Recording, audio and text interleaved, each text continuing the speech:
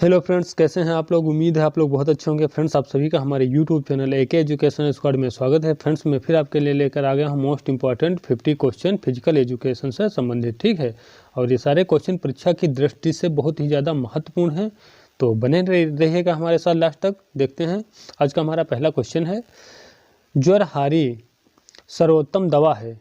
यानी कहने का मतलब यही है कि जो बुखार होता है, फीवर होता है, तो फीवर जो होता है उसकी सर्वोत्तम दवा जो होती है वो कौन सी होती है, तो ये होती है पैरासीटामॉल। ठीक है, बुखार के लिए पैरासीटामॉल सबसे अच्छी दवा मानी जाती है। अगला देखते हैं, तंबाकू में हानिकारक रसायन कौन सा होता है, तो तंबाकू में हानिकारक रसायन जो होता है वो निकोटीन होता है। अगला देखते हैं, प्रश्न नंबर 3, फर्स्ट एड शब्द को सबसे पहले अपनाया था, तो सबसे पहले शब्द मान्य प्राथमिक उपचार। ठीक है, फर्स्ट एड शब्द को सबसे पहले किसने अपनाया था, तो ये था Saint John ambulance association England द्वारा इसको अपनाया गया था 1879 में। ठीक है, फर्स्ट एड शब्द को सबसे पहले कब अपनाया गया, तो 1879 को, और किसके द्वारा, तो Saint John ambulance association England के द्वारा इसको 1879 में अपनाया गया था।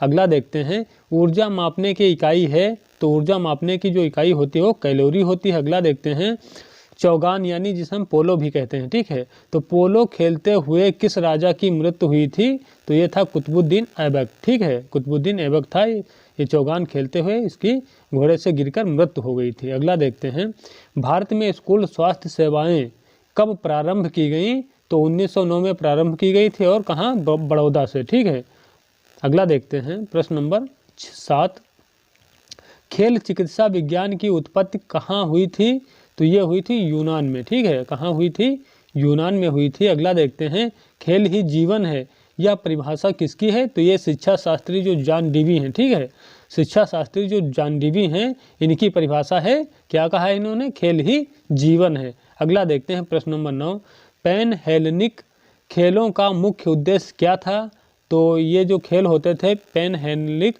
इन खेलों का मुख्य उद्देश्य यही होता था कि जो उस मतलब शांति स्थापित करना, क्योंकि उस समय क्या था, युद्ध की स्थिति लगातार बनी रहती थी, तो इसीलिए मतलब एकता और भाईचारे की भावना का विकास हो, शांति की स्थापना हो, इसलिए ये इन पैन हेलेनिक खेलों का आयोजन करवाया जाता था। ठीक है, अगला देखते हैं, विवेचन सिद्धांत किसने प्रतिपादित किया है, तो ये किया है अरस्तु ने। ठीक है, विवेचन सिद्धांत के प्रतिपादक या किसने विकास किया है, तो अरस्तु ने किया है। अगला देखते हैं, प्रश्न नंबर 11, जानकी पुरस्कार किस खेल से संबंधित है, तो जानकी पुरस्कार जो है ये खो खो खेल से संबंधित है। ठीक है, और ये जानकी पुरस्कार किसे दिया जाता है, जो खो खो खेल में 16 वर्ष से कम उम्र की जो लड़कियां होती हैं उनको ये जानकी पुरस्कार दिया जाता है। ठीक है, और क्वेश्चन याद आपसे यही पूछा जाएगा कि जानकी पुरस्कार किस खेल से संबंधित है, तो खो खो खेल से संबंधित है।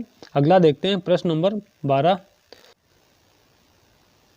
प्रश्न नंबर 12 है, जापानी इंसेफ्लाइटिस रोग किस मच्छर के काटने से होता है, तो जापानी इंसेफ्लाइटिस जो रोग होता है बताना है आपने, किस मच्छर के काटने से या कौन से मच्छर के काटने से होता है, तो ये होता है क्यूलेक्स मच्छर। ठीक है, क्यूलेक्स मच्छर के काटने से होता है जापानी इंसेफ्लाइटिस रोग। अगला देखते हैं, गलसुआ जिसे हम मम्प्स भी बोलते हैं। ठीक है, तो गलसुआ रोग किस वायरस से फैलता है, तो ये फैलता है मम्प्स वायरस से। ठीक है, और गलसुआ रोग जो होता है, जो हमारा गाल होता है, जो गाल में नीचे का हिस्सा होता है जहाँ पे लार ग्रंथियाँ होती हैं, वो वाला हिस्सा, गाल के नीचे वाला हिस्सा जो है वो उसमें सूजन आ जाती है, फूल जाता है, तो उसी कंडीशन को क्या बोला जाता है, गलसुआ कहते हैं। ठीक है, अंतर्राष्ट्रीय एथलेटिक्स दिवस कब मनाया जाता है, तो अंतर्राष्ट्रीय एथलेटिक्स दिवस 7 मई को मनाया जाता है। अगला देखते हैं, द्रोणाचार्य अवार्ड किसे दिया जाता है, तो द्रोणाचार्य जो अवार्ड होता है वो खेल प्रशिक्षक को दिया जाता है, यानी कोच को दिया जाता है। ठीक है,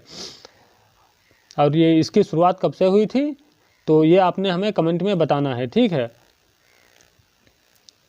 अगला देखते हैं, प्रश्न नंबर 16, फुटबॉल के महान खिलाड़ी क्रिस्टियानो रोनाल्डो किस देश के रहने वाले हैं, तो ये क्रिस्टियानो रोनाल्डो जो हैं एक काफ़ी फेमस प्लेयर हैं फुटबॉल के, और किस देश से संबंधित हैं, तो पुर्तगाल के रहने वाले हैं। अगला देखते हैं, फिजियोथेरेपी का जनक किसे माना जाता है, तो फिजियोथेरेपी का जनक माना जाता है हिपोक्रेटस को। ठीक है, प्रश्न नंबर 18, एनाबॉलिक स्टेरॉइड और जो औषधियाँ होती हैं, ठीक, एनाबॉलिक स्टेरॉइड सर्वाधिक प्रभावित करती हैं। तो एनाबॉलिक स्टेरॉइड जो औषधियाँ होती हैं वो सर्वाधिक किसे प्रभावित करती हैं? तो ये मसल्स को प्रभावित करती हैं, ठीक है। किसे सर्वाधिक किसे प्रभावित करती हैं, ये शब्द आया है यहाँ पे। तो सबसे ज़्यादा ये मांसपेशियों को प्रभावित करती हैं। अगला देखते हैं, मलखम्ब किस राज्य का राजकीय खेल है? तो मलखम्ब जो है ये मध्य प्रदेश राज्य का राजकीय खेल है। और फ्रेंड्स सारे क्वेश्चन ही काफ़ी अच्छे लेवल के हैं, परीक्षा की दृष्टि से बहुत ज़्यादा महत्वपूर्ण है। यदि आपको वीडियो पसंद आ रहा है, क्वेश्चन अच्छे लग रहे हैं तो वीडियो को मतलब लाइक करिए और अपने यार दोस्तों में शेयर भी कर दीजिए। यदि चैनल पे नए हैं तो चैनल को सब्सक्राइब भी कर लेना इसी तरह के वीडियो पाने के लिए, ठीक है। चलिए अगला देखते हैं, प्रश्न नंबर 20, कबड्डी विश्व कप का आयोजन कितने वर्षों के अंतराल पर होता है? तो इसका होता है प्रत्येक वर्ष, मतलब प्रत्येक तीसरे वर्ष में, ठीक है। प्रत्येक 3 वर्षों के अंतराल पर होता है कबड्डी विश्व कप का आयोजन। अगला देखते हैं, उत्तर एथेंस काल को क्या कहा जाता है? तो उत्तर एथेंस काल को स्वर्ण काल कहा जाता है, ठीक है। अगला देखते हैं, स्पार्टा किस नदी के किनारे स्थित है? तो स्पार्टा जो है ये यूरोटस नदी के किनारे स्थित है। अगला देखते हैं, प्रश्न नंबर 23, भारत का राष्ट्रीय गान प्रथम बार ओलंपिक में कब बजाया गया? तो 1948 में इसको प्रथम बार प्रयोग में लाया गया था, ठीक है। बजाया गया था कब? 1948 में, ठीक है। मैं रिपीट कर देता हूं कि भारत का राष्ट्रीय गान प्रथम बार ओलंपिक में कब बजाया गया? तो 1948 में बजाया गया था। अगला देखते हैं, अखिल भारतीय खेल सलाह समिति की स्थापना कब हुई है? तो इसकी स्थापना हुई थी 1954 में। अगला देखते हैं, भारतीय योग संस्थान मोरारजी देसाई जिसे हम कहते हैं, ठीक है, भारतीय योग संस्थान यानी मोरारजी देसाई योग संस्थान कहाँ है?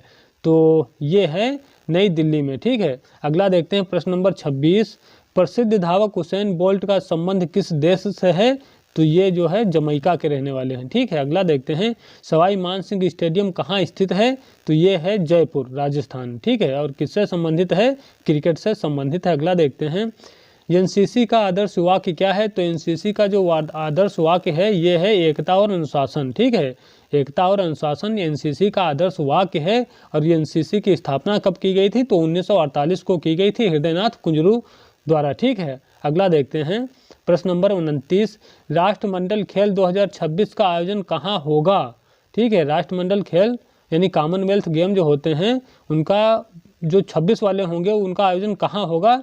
तो ये विक्टोरिया ऑस्ट्रेलिया में होगा, ठीक है। विक्टोरिया कहाँ है? ऑस्ट्रेलिया में है, ठीक है। तो विक्टोरिया ऑस्ट्रेलिया में इनका आयोजन होगा। अगला देखते हैं, फार्मूला 1 रेस सऊदी अरब ग्रैंड प्रिक्स 2022 का खिताब किस खिलाड़ी ने जीता है? तो ये जीता है मैक्स वर्स्टापेन ने, ठीक है। मैक्स वर्स्टापेन ने जीता है। अगला देखते हैं, प्रश्न नंबर 31, एक आदर्श ट्रैक की लंबाई कितनी होती है? तो ये आपने सभी को पता है 400 मीटर होती है। अगला देखते हैं, प्रश्न नंबर 32, दीवार को ढकेलना, ठीक है। यहाँ पे क्या है? दीवार को ढकेलना, ठीक है। मैं रिपीट कर देता हूँ, ये थोड़ा मिसप्रिंट हो गया है। दीवार को ढकेलना उदाहरण होता है। तो दीवार को ढकेलना जो उदाहरण है किसका है? तो आइसोमेट्रिक व्यायाम का होता है, ठीक है। दीवार को ढकेलना ये किसका उदाहरण है? आइसोमेट्रिक व्यायाम का उदाहरण होता है। अगला देखते हैं, प्रश्न नंबर 33। प्रश्न नंबर 33 है, शारीरिक शिक्षा के दार्शनिक सिद्धांतों के जन्मदाता कौन थे? तो शारीरिक शिक्षा के दार्शनिक जो सिद्धांत थे उनके जन्मदाता किसे माना जाता है? तो यूनान वासियों को माना जाता है। प्रश्न नंबर 34 क्या है? लैटिन भाषा में शब्द पर्सोना का अर्थ है, ठीक है। पर्सोना का अर्थ है तो ये क्या होता है? मुखौटा होता है, ठीक है। क्या? मुखौटा होता है। अगला देखते हैं, क्रेचमर के एस्थेनिक्स वर्ग में आते हैं। जो क्रेचमर का व्यक्तित्व का जो वर्गीकरण किया गया है उसमें मान लो बताया गया है जो मतलब ये क्रेचमर के एस्थेनिक वर्ग में आते हैं। तो मतलब इन्होंने जो व्यक्ति का वर्गीकरण किया है तो इसमें बताया है कितने प्रकार के हैं। तो उसी का ये मतलब एक प्रकार है एस्थेनिक, ठीक है। एस्थेनिक वर्ग है तो उसमें बताना है आपने कि किस तरह के व्यक्ति आते हैं इसमें, ठीक है। तो इसमें क्या होता है? शारीरिक रूप से कमज़ोर होते हैं, लंबे पतले दुबले होते हैं। इस प्रवृत्ति के जो लोग होते हैं शारीरिक रूप से कैसे कमज़ोर होंगे, लंबे पतले दुबले होंगे। तो ऐसे व्यक्ति क्रेचमर के किस वर्गीकरण में आते हैं? तो ये एस्थेनिक, ठीक है, एस्थेनिक्स वर्गीकरण में आते हैं, ठीक है। अगला देखते हैं, बालक की मूल शक्तियों का प्रधान कारक होता है। तो ये होता है वंशानुक्रम, ठीक है। बालक की जो मूल शक्तियाँ होती हैं उनका जो प्रधान कारक होता है ये वंशानुक्रम होता है। वंशानुक्रम जो लक्षण होते हैं वो पीढ़ी दर पीढ़ी अपनी आने वाली अगली पीढ़ी में हस्तांतरित होते रहते हैं। ठीक है, अगला देखते हैं वंशानुक्रम, सॉरी मैं यहाँ पे थोड़ा क्लियर कर देता हूँ, ये जो बालक की मूल शक्तियों का प्रधान कारक क्या होता है, वंशानुक्रम होता है। ठीक है, तो कहने का मतलब यही था कि जो वंशानुगत लक्षण होते हैं, ठीक है, वंशानुगत जो लक्षण होते हैं वो अपनी आने वाली पीढ़ी में मतलब वो हस्तांतरित होते रहते हैं। ठीक है, पीढ़ी दर पीढ़ी वो लक्षण जो होते हैं वो एक दूसरे में हस्तांतरित होते रहते हैं, यही वंशानुक्रम होता है। अगला देखते हैं वंशानुक्रम सिद्धांत के प्रतिपादक, ये यहाँ पे थोड़ा मिसप्रिंट है तो आप ध्यान से सुन लीजिएगा, मैं बोल रहा हूँ। ठीक है, वंशानुक्रम सिद्धांत के प्रतिपादक, ठीक है, बस यहाँ से यहाँ तक देख लीजिएगा आप, ये वाला कट कर देते हैं अब सही है। ठीक है, वंशानुक्रम सिद्धांत के प्रतिपादक हैं तो कौन है वंशानुक्रम सिद्धांत के प्रतिपादक, ग्रेगर जॉन मेंडल। ठीक है, ग्रेगर जॉन मेंडल हैं किसके, वंशानुक्रम सिद्धांत के प्रतिपादक। अगला देखते हैं प्रश्न नंबर 38, मौखिक रूप से सीखने की क्षमता है तो अफेजिया व डिस्फेजिया, ये जो होती है बोलने में अक्षमता होती, दिक्कत होती है, उसको क्या बोला जाता है, यानी मौखिक रूप से बोलने संबंधी जो समस्याएं होती हैं बालक में या व्यक्ति में, उन समस्याओं को क्या बोला जाता है, तो मौखिक रूप से बोलने में यदि किसी को दिक्कत है तो उसे बोलते हैं अफेजिया व डिस्फेजिया। ठीक है, अफेजिया भी बोलते हैं और डिस्फेजिया भी बोलते हैं। ठीक है, किसे, जो मौखिक रूप से बोलने में समस्याएं आती हैं, अक्षमता होती है। ठीक है, यहाँ पे अक्षमता होना चाहिए। ठीक है, क्या, अक्षमता। ठीक है, मौखिक रूप से अक्षमता यानी मौखिक रूप से जिसे बोलने में समस्याएं हैं ऐसे बालक व ऐसे व्यक्ति में जो बोलने में दिक्कत हो रही है, जिसे ऐसी समस्याओं को क्या कहा जाता है, तो ऐसी समस्याओं को अफेजिया व डिस्फेजिया। ठीक है, तो कहने का मतलब यही है जो बोलने संबंधी समस्याएं होती हैं उनको अफेजिया व डिस्फेजिया कहा जाता है। ठीक है, काफ़ी महत्वपूर्ण क्वेश्चन है।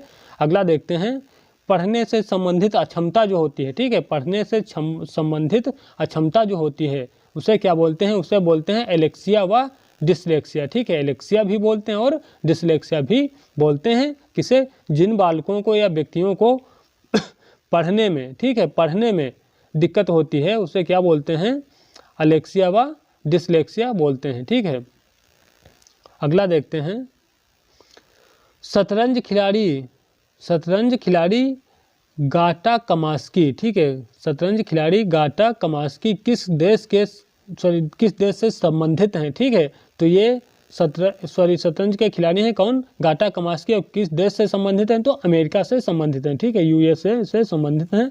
अगला देखते हैं नेहरू ट्रॉफी किस खेल से संबंधित है, तो ये नेहरू ट्रॉफी जो है फुटबॉल खेल से संबंधित है। अगला देखते हैं प्रश्न नंबर 42, रणजी ट्रॉफी। ठीक है, रणजी ट्रॉफी 2022 का खिताब किस राज्य ने जीता है, तो रणजी ट्रॉफी 2022 का खिताब जीता है मध्य प्रदेश ने। ठीक है, और जो इसमें उप विजेता टीम रही थी वो मुंबई की रही थी। ठीक है, महाराष्ट्र की जो टीम थी वो उप विजेता रही थी। अगला देखते हैं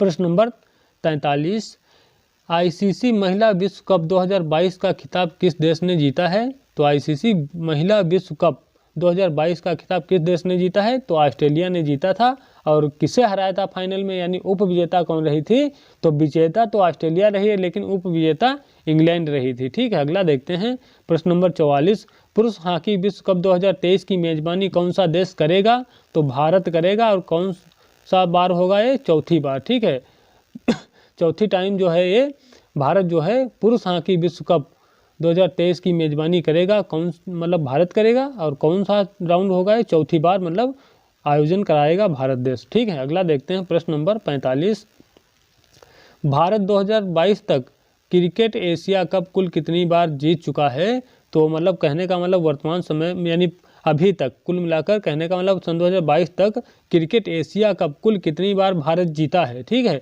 तो भारत सर्वाधिक यानी सबसे ज़्यादा बार जीता है, कितनी बार, 7 बार जीत चुका है, और जो दूसरे नंबर पे टीम आती है वो श्रीलंका आती है, वो 6 बार जीत चुकी है। ठीक है, अगला देखते हैं विश्व में क्रिकेट का सबसे बड़ा स्टेडियम है, तो विश्व का सबसे बड़ा स्टेडियम है नरेंद्र मोदी स्टेडियम, जिसे हम पहले सरदार पटेल स्टेडियम के नाम से भी जानते थे, और ये मोटेरा जगह अहमदाबाद गुजरात में एक जगह है मोटेरा। ठीक है, तो मोटेरा में स्थित, उस इलाके में स्थित होने के कारण उसे मोटेरा स्टेडियम भी कहा जाता है। ठीक है, तो आप भी प्रेजेंट टाइम में क्या बोलते हैं, नरेंद्र मोदी स्टेडियम बोलते हैं, जिसे हम पहले सरदार पटेल स्टेडियम या मोटेरा स्टेडियम के नाम से भी जानते थे। और यदि पूछ लेता है कि मोटेरा स्टेडियम या नरेंद्र मोदी स्टेडियम की दर्शक क्षमता कितनी है, तो 1,32,000 दर्शक क्षमता है इसमें बैठकर देखने की, और ये विश्व का सबसे बड़ा क्रिकेट का स्टेडियम है। ठीक है, अगला देखते हैं। एशिया कप 2022 का उप विजेता कौन था? ठीक है, यानी कहने का मतलब है कि एशिया कप 2022 का उप विजेता कौन है या उप विजेता टीम कौन थी? तो पाकिस्तान देश था। ठीक है, पाकिस्तान की जो टीम थी वो मतलब उप विजेता रही थी, और विजेता कौन था? श्रीलंका था। ठीक है, श्रीलंका ने पाकिस्तान को हरा दिया था। अगला देखते हैं। कैंसर के उपचार में किस विटामिन का प्रयोग किया जाता है? तो कैंसर के उपचार में विटामिन सी का प्रयोग किया जाता है। अगला देखते हैं। दर्द निवारक सबसे सर्वोत्तम औषधि मानी जाती है, तो यानी जिसे हम पेन किलर बोलते हैं। ठीक है, तो दर्द निवारक सबसे सर्वोत्तम औषधि कौन सी होती है? ये होता है फार्मूला डाइक्लोफेनेक का। ठीक है, डाइक्लोफेनेक की जो टेबलेट होती है या इंजेक्शन होते हैं वो दर्द निवारक सबसे अच्छा काम करते हैं। हालांकि ये जो डाइक्लोफेनेक होता है ये मतलब शरीर को नुकसानदायक भी बहुत होता है। ठीक है, अगला देखते हैं। घुड़सवारी का खेल परिसर क्या कहलाता है? ठीक है, क्या है? घुड़सवारी का खेल परिसर क्या कहलाता है? ये आपके लिए है, इसका आंसर आप हमें कमेंट में ज़रूर बताइएगा। यदि क्वेश्चन अच्छे लगे हैं तो लाइक कर दीजिए और अपने यार दोस्तों में शेयर भी कर दीजिए, और चैनल पर यदि अभी भी नए हैं तो चैनल को सब्सक्राइब कर लीजिए, क्योंकि मैं इसी तरह के वीडियो हमेशा डालता रहता हूं। तो मिलते हैं कल फिर एक नए टॉपिक में, नए वीडियो में, नए टॉपिक के साथ में। तब तक के लिए जय हिंद, जय भारत, और साथ में बेल आइकन जरूर दबा देना सब्सक्राइब करते हुए। ठीक है, चलिए।